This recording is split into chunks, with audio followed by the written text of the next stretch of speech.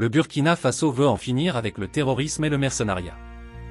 Les médias locaux burkinabés ont rapporté hier qu'une importante base terroriste a été détruite au cours de la semaine écoulée par l'armée régulière, dans la région du centre-est du Burkina Faso. La lutte contre le terrorisme s'est renforcée ces derniers mois par le gouvernement en place qui a décidé de mettre hors d'état de nuire la quasi-totalité des groupes terroristes qui sévissent dans le pays. Mais c'est la première fois que l'armée burkinabé arrive à déloger les groupes terroristes en s'attaquant à l'essentiel, à savoir toute une base qui nourrissait et protégeait les 10 groupes terroristes dans la majorité des régions du Burkina Faso.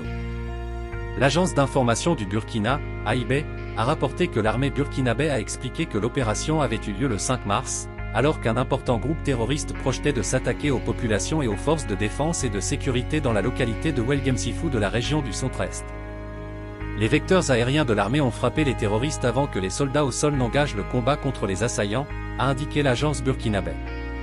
Le gouvernement en place va investir dans cette affaire à même de maintenir le quadrillage sur ce qui reste comme groupe terroriste dans plusieurs régions du pays. D'ailleurs, l'armée burkinabé est déterminée à éradiquer les groupes terroristes et de mercenaires qui ont contribué grandement à la détérioration du climat politique, économique et social du pays. Dans ce sens, l'armée burkinabé a souligné que les forces du mal vont subir une sévère raclée, avec à la clé, plusieurs dizaines de terroristes neutralisés, a-t-elle asséné.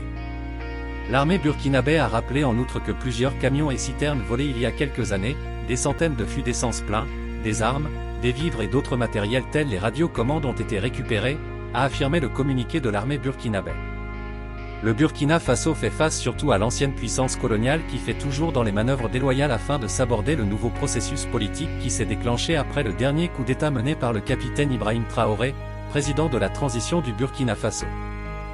L'Alliance des États du Sahel, AES, est une nouvelle stratégie de défense et de lutte contre le terrorisme par les 3 pays qui se sont désengagés à se reconnaître en tant que membres au sein de la Communauté économique des États de l'Afrique de l'Ouest, CEDEAO. Les 3 pays du Sahel ont signé la charte du Liptako Gourma. Cette charte vise à asseoir les bases de cette alliance qui promet de redéfinir la lutte contre le terrorisme et de remodeler les équilibres régionaux. Cet acte audacieux a ravivé les débats sur l'avenir du G5 Sahel, mais il ne s'arrête pas là. L'AES déploie une vision ambitieuse allant au-delà de la sécurité, visant l'indépendance économique et l'intégrité des États. Le Liptako Gourma est une zone des 3 frontières, est une région partagée par le Burkina Faso, le Mali et le Niger.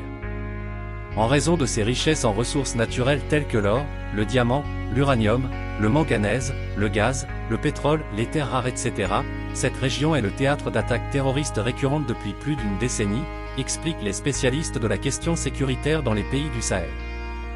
Le Burkina Faso a décidé de mener une nouvelle politique de lutte contre le terrorisme en s'affirmant en tant qu'État souverain rejetant toutes les formes d'ingérence et d'intervention de la part de l'ancienne puissance coloniale, à savoir la France.